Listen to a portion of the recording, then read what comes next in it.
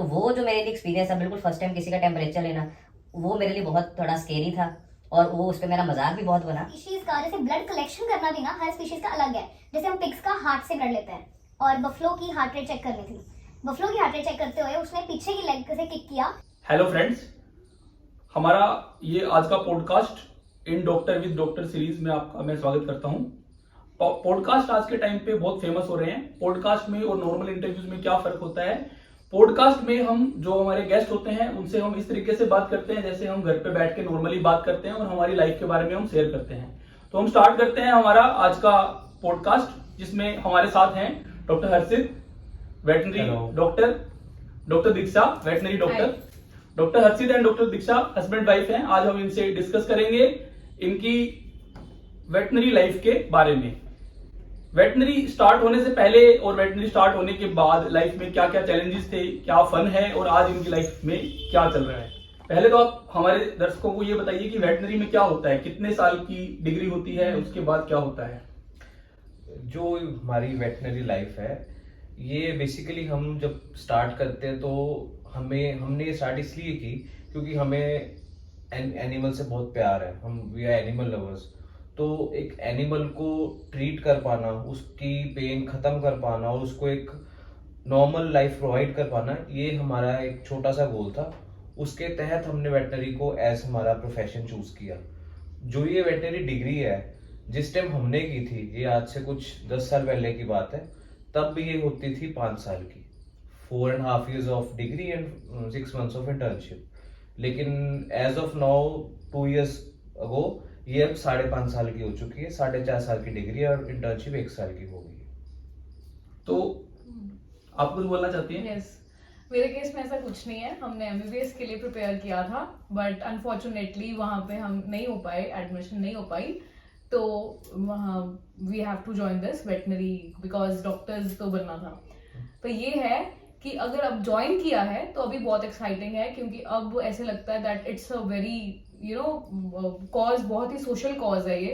Because हम उनको treat कर रहे हैं कि जो बोल नहीं पाते, जो हमें कुछ बता नहीं पाते, बट हम उनकी बात हमें खुद समझनी पड़ती है with their behaviours and all.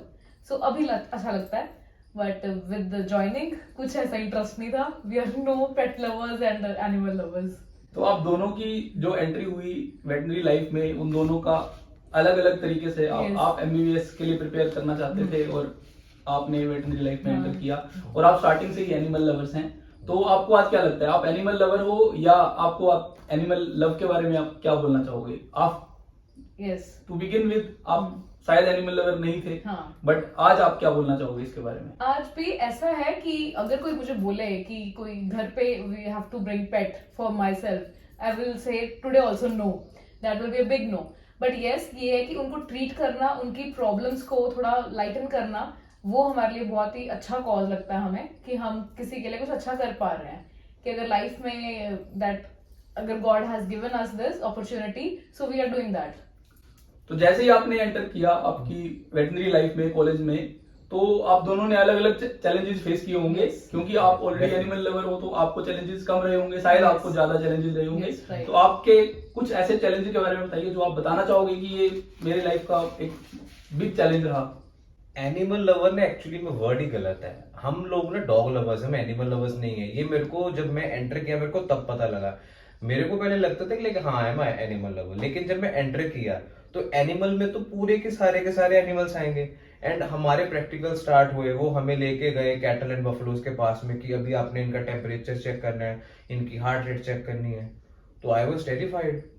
Dog इतना सा होता है, उसको पकड़ा, उसके साथ खेला, वो अपना उसके साथ हम रहे हैं, उसके साथ एक बॉन्ड बनाना और एक इतने बड़े जानवर के साथ बॉन्ड बनाना, उस टाइम मेरे को जाके लगा मैं कि नहीं, ये हमें जो टर्म है चेंज करनी पड़ेगी। तो हमें डॉग लवर बोलना पड़ेगा, एनिमल लवर नहीं।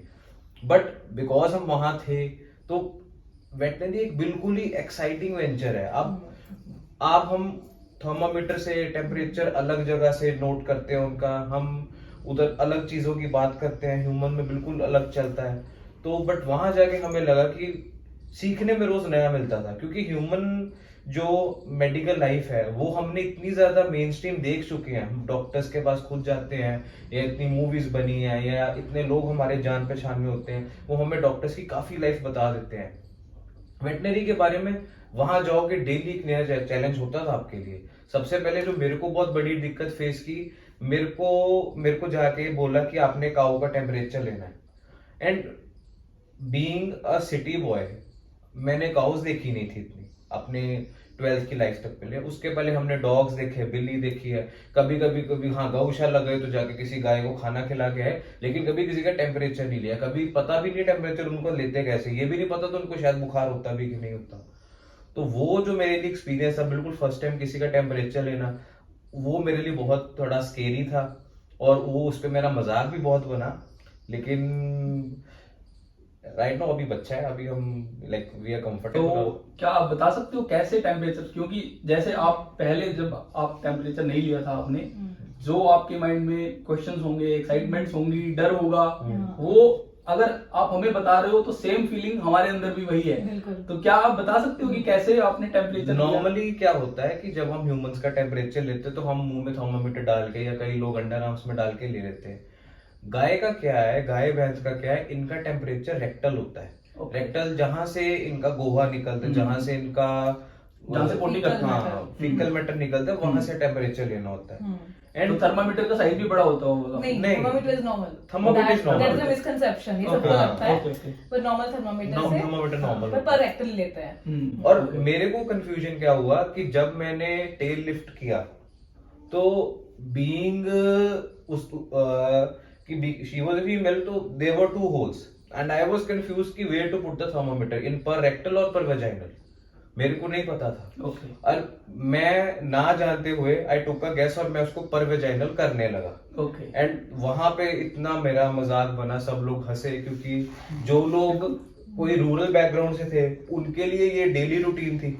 उन्होंने कितने, वो अपनी लाइफ में बड़े होते उन्होंने देखा कोई वेटनरी डॉक्टर्स आ रहे हैं, थर्मामीटर से देख रहे हैं। बिल्कुल। हमें नहीं पता था। मेरे लिए तो बिल्कुल, मेरे को पहले तो अगर ना रेक्टल होल का पता, ना मेरे को वेजाइनल होल का पता कि ऊपर कौन सा नीचे कौन सा है। तो ये सबसे पहला मेरा वहां पे इतना मजाक बना। हम 20-22 लोग थे, सब मेरे पे हंसे, इंक्लूडिंग द टीचर। वो भी मेरे पे बहुत हंसा, गालियां भी दी, हंसा भी, और फिर बाद में बताया भी। तो वो एक एम्बैरेसिंग मोमेंट था जिससे मैंने अपना ये एक करियर स्टार्ट किया। आपने भी बहुत सारे चैलेंज फेस किए होंगे, तो आप जब शायद आप अनएक्सपेक्टेडली Yes. आप कॉलेज में जब गए, आपने देखा एनिमल्स को, आपने फेस किया, तो क्या फीलिंग्स थी आपकी अंदर से? It was not good. Actually, I have a phobia of mice and rats. And in first year only ना हमें होता है कि हैंडलिंग करनी होती है आपको एनिमल्स की। बेसिक सिखाते हैं, पहले आपको हैंडलिंग करनी है सारे एनिमल्स की, starting from the dog, cats, whether it's cattle, buffalo, everything. तो हमारा एक प्रैक्टिकल हुआ, उसमें हमें रैट्स माइस को लिफ्ट करना सिखाया गया कि उसको आपको ना विद नेक पीछे स्किन होती है जो, हमें वहां से उसको लिफ्ट करना होता है। And I have a phobia of rats. तो ये चीज मैंने जब किया ये चीज, तो आई स्क्रीम लाउडली एंड टीचर्स मतलब ऐसे थे, शॉक थे कि आप वेटनरी फील्ड में आके ये चीज आपको अलाउड ही नहीं है करनी। बिल्कुल। अगर आप खुद डर रहे हो तो ओनर्स आपको क्या ट्रस्ट करेंगे कि बिल्कुल। आप वो ट्रीटमेंट नहीं करवा पाएंगे आपसे ना। तो ये स्लोली ये डर ओवरकम किया मैंने।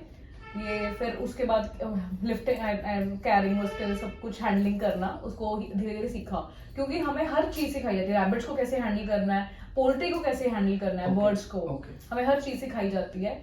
बट हाँ कि ये डर जाके 3rd ईयर तक रहा, उसके बाद जाके थोड़ा नॉर्मलाइज हुआ। तो जैसे कि जो ह्यूमंस के डॉक्टर होते हैं वो तो केवल ह्यूमंस को ही ट्रीट करते हैं। हाँ। आप एनिमल्स के डॉक्टर हो तो आप एनिमल्स को ट्रीट करते हो। ह्यूमंस में तो केवल ह्यूमंस ही आएंगे, तो हमें Yes, पता होता yes. है कि इंजेक्शन कहाँ पे लगाना है, कि बिल्कुल। एनिमल्स में तो सब सारे एनिमल्स हाँ, आएंगे। हाँ। तो आपके लिए तो जो बहुत डिफिकल्ट है, इतने सारे एनिमल्स, तो इस चीज को आप कैसे टैकल करते हो?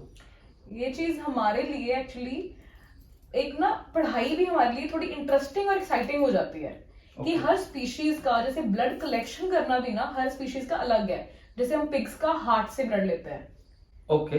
पिग का डायरेक्टली ये बहुत नई चीज है कि हार्ट से डायरेक्ट आप ब्लड। अगर हमें कोई सैंपल लेना, अगर हम उसकी कोई बीमारी के लिए उसको डायग्नोस करना चाहते हैं ना, तो हम पिग का डायरेक्टली फ्रॉम हार्ट लेंगे। ओके। बाकियों का हम लेते हैं फ्रॉम द अपना वेन से, नेक में वेन होती है, Okay. स्कैपुलर रीजन के पास नियर होती है, जुगुलर वेन कहते हैं रहती उसको, है। और हम उसको एनिमल्स में उसको लेते हैं मेनली। बट ये हो गया। और बर्ड्स में विंग वेन से लेते हैं ब्लड, उनके Okay. बर्ड्स के ओके, विंग्स के अंदर से, हाँ, बर्ड्स हाँ, के। हाँ। जहाँ उनके पंख तो है उनको वहाँ- पकड़ते कैसे हो? बर्ड तो हाँ, Wings हिलते रहेंगे? बर्ड्स की एक हैंडलिंग वही बता रही थी ना आपको कि बेसिक हमें पहले हैंडलिंग सिखाई गई, Okay. उसको रिस्ट्रिक्ट कर देते हैं, वी ना क्रॉस बनाते हैं उसके विंग्स के साथ, उसके Okay. बाद बर्ड एक स्टेबल हो जाता है, Okay. वो ही कांट मूव। तो जब भी आप एनिमल्स का ट्रीटमेंट करते हो तो जैसे कि अगर हम एनिमल्स के पास भी जाते हैं तो हमें डर लगता है कि कभी हमें मार ना दे, लात ना मार दे, तो आपको भी रिस्क होता होगा कि चोट लग सकती है आपको ये सब करते हुए। डेफिनेटली वो डेफिनेटली प्रिवेंटिव तो कभी कोई ऐसा इंसिडेंट हुआ है आपके साथ या किसी दोस्त के साथ, और फिर क्या कॉन्सिक्वेंस हुआ उसका? मेरे खुद के साथ हुआ है, पहले मैं बताती हूँ। एक्चुअली ना बफलोज ज्यादा वो नहीं होती क्योंकि उनके वेट की वजह से वो इतना ज्यादा फिर भी मूवमेंट नहीं करती है कंपैरेटिवली टू काउज जो होती हैं वो फिर भी लेग वगैरह किक करने में होती हैं। उनको जब मिल्किंग करते हैं ना तो एक स्पेशल नॉट सिखाई जाती है हमें, वो भी फर्स्ट सेकंड ईयर में हमें सिखाई जाती है कि नॉट बांध के उनकी टेल और लेग्स को हमें रिस्ट्रेन करना होता है। तो क्या हुआ, मैंने आउटब्रेक पे गई थी मैं और बफलो की हार्ट रेट चेक करनी थी। बफलो की हार्ट रेट चेक करते हुए उसने पीछे की लेग से किक किया, स्टेथोस्कोप भी और एंड मेरे को भी किया हिट। तो वो बहुत ही ज्यादा टेरिफिक और मतलब एक बार बंदा ना ऐसे फिर से दोबारा से आपका फोबिया वापस आ जाता है, आपका वो स्केयर है जो फिर से वापस आ जाता है, बिकॉज ये चीजें ऐसी होती है कि आपके माउथ उस पे फेस पे कहीं लगता पे है, भी मार हाँ सकता है। किक होता है तो बहुत वो गंदा किक होता है, किक भी तो आपको कोई जोर से लगा था कि लगा था, बट ये है कि वो ठीक है, प्रिवेंटेबल था। इसमें ये भी है कि हमें ये एडवाइस किया जाता है और हम खुद भी इवन ओनर्स को भी एडवाइस करते हैं कि जो भी लोग डॉग्स रख रहे हैं कि आप लोग अपना एंटी रेबीज वैक्सीन का करवा कर रखो, बिकॉज चाहे आपका डॉग पेट है, हमें कुछ नहीं पता वो कभी भी आपको बाइट कर सकता है। और हमने बहुत केसेस सुने हैं, खास करके रॉटवीलर्स है, डॉबरमैन्स है, ये लोग अपने ओनर्स को बाइट करते हैं। और वैसे भी उसके बैंड है वो इंडिया में, Okay. वैसे बैंड है बट हाँ। लोग नहीं मतलब अभी भी ला रहे हैं उनको। ला रहे हैं, Okay. इंडिया में इलीगली सब चल रहा है। लेकिन ये करना, एक इंसिडेंट मेरे साथ भी ऐसा हुआ था कि जो गाय थी उसका था operation CS section, caesarean section गाय का हम परफॉर्म कर रहे हैं, कम से कम 7-8 लोग होंगे। तो उसको रिस्ट्रेन किया, उसको लिटाया हुआ नीचे, एक टांग उसकी बस फ्री थी, वो भी फ्री रखनी थी क्योंकि हमें वो पोजीशन वैसी चाहिए थी कट लगाने के लिए, बाहर निकालने के लिए।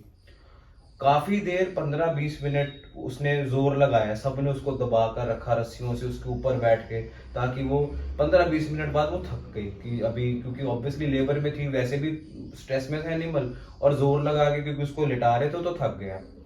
तो मैं उस टाइम पे, हम बैठे थे वहां पे, कट लगा था, जैसे ब्लीडिंग होती है तो मैं वहां पे ब्लड साफ कर रहा हूँ कि ज्यादा ब्लीड ना हो, उसको प्रेशर Compressor अप्लाई देते करके हो, हाँ। ताकि वो ज्यादा ना निकले।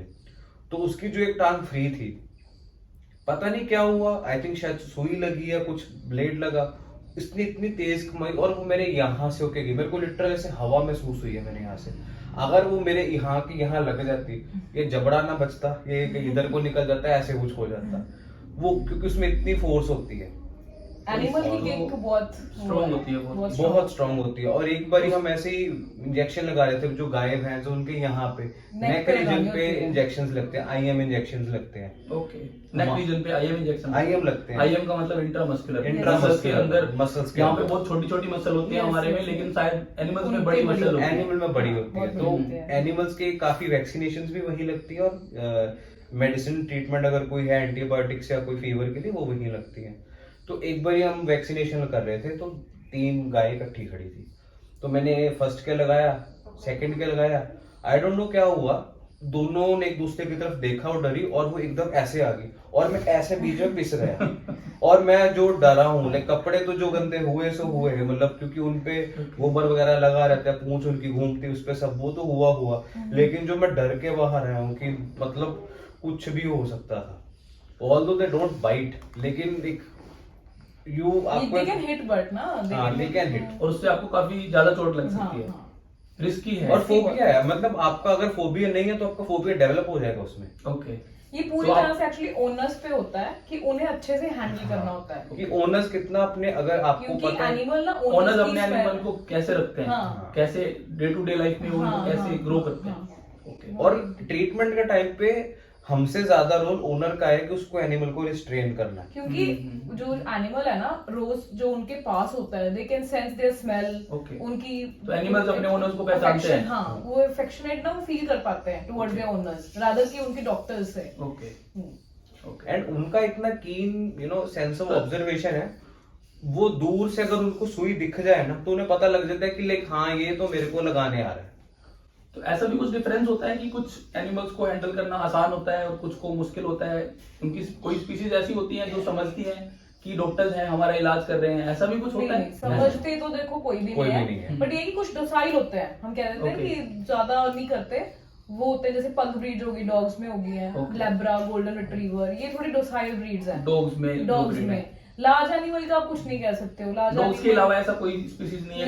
नहीं वैसे तो कोई भी नहीं समझता तो खैर कोई भी नहीं है, बट ये कि कुछ डोसाइल होते हैं एनिमल्स। लार्ज एनिमल्स में आप रिस्क ले नहीं सकते हो, बिकॉज वो उनकी 1 लाख आपको पड़ेगी और आप कहाँ गिरोगे और उसके बाद कौन सी हड्डी टूटेगी और कब जो, वो तो कुछ कोई भी नहीं जानता। लेकिन डॉग्स है, क्योंकि डॉग्स मैन बेस्ट फ्रेंड माना जाता है, तो वो किसी हद तक कई बार समझ लेते हैं कि वो इंजेक्शन आराम से लगवा लेते हैं, लेकिन बड़े एनिमल में तो नहीं है। पोल्ट्री हाथ में नहीं आती है। तो 4.5 ईयर आप जब एंट्री किए और जब आफ्टर 5.5 ईयर तो जो आपका इवोल्यूशन हुआ थॉट प्रोसेस का, और आपने एनिमल्स के बारे में आपको नॉलेज हो गई, आपके पास डिग्री आ गई और आपको एनिमल्स के बारे में पता चल गया कि किस एनिमल्स को कैसे हैंडल करना है, ट्रीटमेंट के बारे में, बीमारियों के बारे में पता चल गया, तो क्या कैसे इवोल्यूशन हुआ आपकी थॉट का? जब आप एंटर किए तब आपका थॉट प्रोसेस क्या था, और जब आप एग्जिट हुए तो आपका सोच क्या था इस फील्ड के बारे में? जब एंटर किए तो हमें कुछ पता ही नहीं था। लाइक हमें ये पता था दूध पीना है, घर पे पता पतीले में पड़ा है, पनीर खाना है बाहर से मिल जाएगा, मिठाई खानी है दुकान से आ जाएगी, ये हमारी ये नॉलेज थी। 4.5 साल के बाद ये पता लगा कि अगर हम अपना रोल नहीं अच्छे से करेंगे तो ये सब चीजें अवेलेबल ही नहीं होंगी। बहुत बड़ी बात है। ये कैसे होता है कि अब हम कैटल फार्म्स पे जाते हैं, अब एक फार्मर ने 30-40 गाय रखी हैं, वो उसका दिन में 2 बार दूध निकालता है। सुबह 3:30 पौने 4 बजे उठ के, जब हमारी जनरेशन अच्छे से सो गई, शायद सोना उस टाइम शुरू करती है, वो उतने बजे उठ के उसका दूध निकालता है और फिर शाम को भी उसका दूध निकालता है। तो वो जब दूध आगे जाके बिकता है, उसके बाद वही दूध हम सारा लेके आ रहे हैं, ये अमूल, नेस्ले, वेर का सब वहीं से दूध लाते हैं, क्योंकि फार्मर्स वहां पे दूध उनको निकाल के दे रहे हैं। और दूध तब तक निकलता रहेगा जब तक जानवर हेल्दी है। और लीगली, और अगर लीगली नहीं एथिकली देखा जाए तो हम लोग एज ह्यूमन जानवर के साथ गलती कर रहे हैं। जो वो दूध देती है वो अपने बच्चे के लिए देती है, वो हमारे लिए देती नहीं है। बिल्कुल, वो हमारे लिए दूध नहीं है, लेकिन हम लोग उसको, उस चीज को हमने इतना कमर्शियलाइज कर दिया है, उस हमें वो सब सही लगता है। हाँ, हमें वो सही लगता है, और इतना सब उस दूध से कितना कुछ बन रहा है। और ये भी एक प्रॉब्लम है। रिसेंट आपको एग्जांपल बताता हूँ। अभी मैं गया, एक केस देखने गया, तो वहां पे उन्होंने बोला कि हमारी गाय तो खा नहीं रही है और खा नहीं है। जब उसने खाना बंद कर दिया, 2-2.5 दिन के बाद दूध आना बंद हो गया। जो गाय एक दिन में 12 लीटर दूध दे रही थी, वो गाय अब 3 लीटर पे आ गई है। इससे नुकसान हमको तो चलो जो होगा शायद एक बड़े मार्जिन में कभी दिखेगा, लेकिन उस फार्मर को क्या होगा जिसकी रोजी रोटी इसी दूध से चलती है। उनके लिए बहुत बड़ा लॉस हो गया, उनके लिए उनका तो बहुत लाइफ बड़ा। चलना बहुत मुश्किल हो गया। उन्होंने डेली दूध भेजना, अगर उनको मान लो अगर, और हमारे क्या है, फार्मर्स क्या करते हैं, वो 40 रुपए लीटर से दूध बेचते हैं। हाँ, ये नेस्ले वेयर का तो हम 60 रुपए में ले ही रहे हैं, लेकिन वो 40 से लेते हैं। ओके मिडिल मैन जो है वो 20 रुपए लीटर कमा रहा है वहां पे। ओके, बिल्कुल। तो और अगर वहां पे दूध नहीं आएगा तो उनकी तो जो लाइफ डिस्ट्रॉय हो रही है, हमें भी कल को ये चीज शॉर्टेज महसूस होगी। बिल्कुल। और आज की डेट में हम करते सब यही हैं कि बच्चा पैदा हो रहा नहीं, बच्चे को दूध पिलाओ, किसी की फंक्शन आ रहा है, अरे नहीं भाई बर्फी मिलवाओ, मेवा खिलवाओ, लस्सी पियो, ये सब चीजें हम यूज तो करते हैं। एट द एंड वो नहीं पता किसी को कि वो आ कैसे रहा है, कि एनिमल की अगर हेल्थ ठीक है, आपको तभी ये सब मिल रहा है, प्रोडक्ट्स मिल रहे हैं, ठीक है। आपकी खुशी के टाइम भी आपको ये याद रहता है कि हाँ हमें मिल्क प्रोडक्ट्स बांटने हैं, जो भी है स्वीट एंड, पर एट द एंड वो है एनिमल, वहां पे रोल आता है वेटनेरियन का। ओके, कि ऑब्वियसली कि अगर वेटनेरियन ने अच्छे से डील किया, अच्छे से उसको एनिमल को फिट किया है, हेल्दी रखा है, तभी हमें आज की डेट में ये सब कुछ मिल पा रहा है। बिल्कुल। तो ये दूध जो हम मिलता है हमें, तो अगर मान लो कोई गाय को कोई बीमारी हो या कोई प्रॉब्लम है, तो तो उसका इफेक्ट दूध पे भी आ सकता है? ये बहुत कम डिजीजेस में है, मतलब कि ऐसे हर डिजीज में नहीं होता कि वो हर डिजीज जो बैक्टीरिया या जो भी माइक्रो ऑर्गेनिज्म है कि वो मिल्क में सिक्रीट हो रहा है या नहीं हो रहा है। Okay. उसकी वजह से अगर, क्योंकि वो जूनोटिक डिजीजेस भी बोलते हैं Okay. कि वो मिल्क, और हमेशा रॉ मिल्क कभी भी नहीं पीना चाहिए, हम सबको बोलते हैं रॉ मिल्क पीना, तो आपको यू नेवर नो कि उसमें कौन सा ऑर्गेनिज्म है। कई बार क्या होता है एनिमल्स कैरियर्स भी होते हैं कुछ डिजीजेस के ना, तो आपको हमेशा स्टेरलाइज मतलब दूध को अच्छे से बॉईल करना चाहिए, Okay. हमेशा रॉ मिल्क कभी नहीं पीना Okay. चाहिए। लोग गलती करते हैं कि रॉ मिल्क पीना, कईयों का ये मिसकंसेप्शन है कि अगर हमने दूध को उबाल दिया तो उसके अंदर के न्यूट्रिएंट्स खत्म हो जाएंगे, लेकिन हम दूध को उबालते इसलिए ताकि उसके अंदर के पैथोजेंस, जो बीमारी है, बहुत सीधी सी बात है। अब गाय भैंस है, गाय भैंस जहाँ पे भी बैठती है वो मिट्टी में बैठती है, उसने वहां पे ही पेशाब करना, उसने वहां पे ही गोहा करना है। वो जो पेशाब गोहा होता है वही उसके जो मिल्क ग्लैंड्स है, जो टीट्स है, उस पे लगता है, उसी को हम धार बना के बाल्टी में डालते हैं, बिल्कुल। वही हम ऐसे वहां से पिएंगे। बिल्कुल। और ये बहुत फार्मर्स को मैंने करते देखा कि वो डायरेक्ट उसके वहां से ऐसे हाँ। पकड़ के मुंह में डाल के पी पहले लेते हैं। ये बिना धोते भी नहीं हाँ, है? हाँ। हाँ, उसको वॉश भी नहीं करते, उसको ऐसे ही पी लेते हैं। ओके। तो जब आप ये चीज कर रहे हो, अंदर का बैक्टीरिया तो पता नहीं, बाहर से कितना गंद ले रहे हो। बिल्कुल। तो ये प्रैक्टिस हमें खत्म करनी है। करते भी आजकल तो लोग करना स्टार्ट हो गए कि दूध उबालना जरूरी है, बिल्कुल। और नहीं करेंगे तो बीमारी फैलती है। ओके, ठीक है। तो आपने जब पढ़ाई पूरी कर ली उसके बाद फिर आपने सुपर स्पेशलाइजेशन भी किया, आपने दोनों ने स्पेशलाइजेशन किया, तो क्या आपको ऐसा लगा कि स्पेशलाइजेशन करना जरूरी होता है? ये सब करने, वेटनरी डॉक्टर बनने के बाद स्पेशलाइजेशन का कितना सिग्निफिकेंस है, क्या लगता है आपको? देखो ऐसा है कि हमारी जो बीवीएससी है ना, इटसेल्फ वो बहुत कुछ सिखा देती है Okay. एनिमल्स को डील करना। हम्म। उसके बाद you are a complete vet, okay. But specialization एक इंडिविजुअल टू इंडिविजुअल की चॉइस है। ओके। तो हमें ऐसा लगता था कि जैसे हमने अपनी पर्टिकुलर फील्ड्स चॉइस की, जैसे मैंने चूज की पैथोलॉजी बिकॉज मेरे को डायरेक्ट हैंडलिंग ऑफ एनिमल्स नहीं अच्छी लगती थी, Okay. मेरे को करना नहीं था। ठीक है। मेरे को डायग्नोसिस में ज्यादा जाना था कि उनके सैंपल्स लेके उनको डिजीज Okay. डायग्नोस करना है कि बिल्कुल। विच डिजीज इज इट, तो उसलिए मैंने स्पेशलाइजेशन की। अदरवाइज ऐसा कुछ कंपल्शन नहीं है, कंपल्सरी नहीं है हमारे प्रोफेशन में ऐसा कि आपको जैसे करना है। नॉर्मल फील्ड में ब्रांचेज होती हैं, मेडिसिन होती हैं, हाँ, हाँ। पीडियाट्रिक होते हाँ, हैं, हाँ। सर्जरी होती है, तो वेटनरी में भी सारी ब्रांचेज सेम ही होती हैं? सारी नहीं सेम होती, बट मेन ब्रांचेस हमारे हैं medicine, gynae, surgery, and Okay. Then हमारे आते हैं pathology, parasitology, public health, nutrition. Okay. In fact almost जो मेन ब्रांचेज है Main वो सारी branches सेम same है। इनफैक्ट वेटनरी में 19 ब्रांचेस है कोई भी- स्पेशलाइजेशन के लिए। ओके। 19 अगर हम जाना ब्रांचेज चाहते बहुत होती हैं। बहुत ज्यादा है। बट मेरी भी पैथोलॉजी में मास्टर्स है, लेकिन मेरा इसमें ये था कि मेरा इतना मन नहीं था, ओके। मेरा मन था मेडिसिन का, ओके। बट मेरे मार्क्स नहीं आए He's a उतने। forced pathologist. Okay. हाँ, I am a force pathologist by the way. तो मेरे मार्क्स नहीं आए उतने जितने चाहिए थे वहाँ पे, तो मेरे को आए पैथोलॉजी जितने, तो मैंने तो सोचा चलो ठीक है, मतलब क्योंकि डायरेक्टली पैथोलॉजी में इनडायरेक्टली पैथोलॉजी एक ऐसी ब्रांच है कि आपको clinical and there is a link Link between बन जाता है, क्लिनिकल एक एंड link। डायग्नोस्टिक। वो एक ब्रिज फॉर्म कर देता आपके लिए, लेकिन ब्रिज तो फॉर्म हो गया, 2 साल हम पैथोलॉजी में आ गए, बट एक जो चीज होती है कि जब तक आप खुद से केसेस नहीं करोगे, हाथ से नहीं करोगे, तो We with don't feel time like आप doing it आप again. भूलना शुरू हो जाओगे। तो एज अ करियर आप क्या सोचते हो? आप क्या सोचते हो और आप क्या सोचते हो as a career, as a veterinary doctor, कि इंडिया में आप एज अ वेटनरी डॉक्टर काम कर रहे हो, क्या आपको करियर प्रोस्पेक्ट कैसा लगता है? कैसा लोग क्या सोचते हैं, आप क्या सोचते हो, और कैसा लाइफस्टाइल है? करियर प्रोस्पेक्ट्स बहुत अच्छे हैं। बहुत कुछ ये भी डिपेंड करते हैं कि आप रहते कहाँ हो। अगर आप सिटी में रहते हो तो आपका बहुत अच्छा एक हो सकता है, क्योंकि सिटी में आपको बहुत पेट लवर्स मिलेंगे, तो you open up your own clinic और आप वहाँ पे अपना काम चला सकते हो, और बहुत अच्छा चलता है, and they will pay you heavily. जिनके पास, और डॉग सिर्फ वही बंदा रखेगा। हैप्पीली। ओके। हाँ, या डेफिनेटली। और डॉग मोस्टली 80% वो लोग रखते हैं विच आर वेल ऑफ। बिल्कुल। कोई लोअर मिडिल क्लास बंदा Usually नहीं रख पाएगा Yes, डॉग, yes. क्योंकि डॉग का बहुत खर्चा है, उसकी आजकल इतनी चीजें चल रही हैं। बिल्कुल। तो जो बंदा भी रखता है वो ही और she is already well off, बिल्कुल। तो they will pay you yes yes definitely. For the service. और if we are talking about rural में भी बहुत है। अगर आप अपना लाइवस्टॉक आ जाता है सारा, अगर आप अपना cattle farm, बिल्कुल, सब हो जाता है। तो इन शॉर्ट, सिटीज में हो चाहे रूरल हो, veterinary profession is at the top. बहुत अच्छा है वेटनरी प्रोफेशन। जैसे और अब हम आपकी रिस्पेक्ट भी बहुत करते हैं लोग, जैसे कि जो भी बिल्कुल। अगर आप कैटल्स में जो ओनर होंगे या विलेज में हाँ, जो बिल्कुल बिल्कुल। मैं खुद भी विलेज में रहा हूँ, मुझे पता है कि बहुत रिस्पेक्ट होती है वेटनरी Okay. डॉक्टर्स की। अच्छी रही हमारी जर्नी वेटनरी लाइफ, बहुत सारे अप्स एंड डाउन्स आए, चैलेंजेस आए, बट अब वो experience as a experience count होता है और अब अच्छा लग रहा है। अब स्टेबल लाइफ है and we are ready to face new challenges also, and अभी भी new to learn new experience. Because इस प्रोफेशन में you are learning every day, you are growing every day. तो all the best to everyone whosoever is pursuing this profession and you will love it. बहुत अच्छा लगा हमें आप दोनों से मिलके, बहुत कुछ नया सीखने को मिला।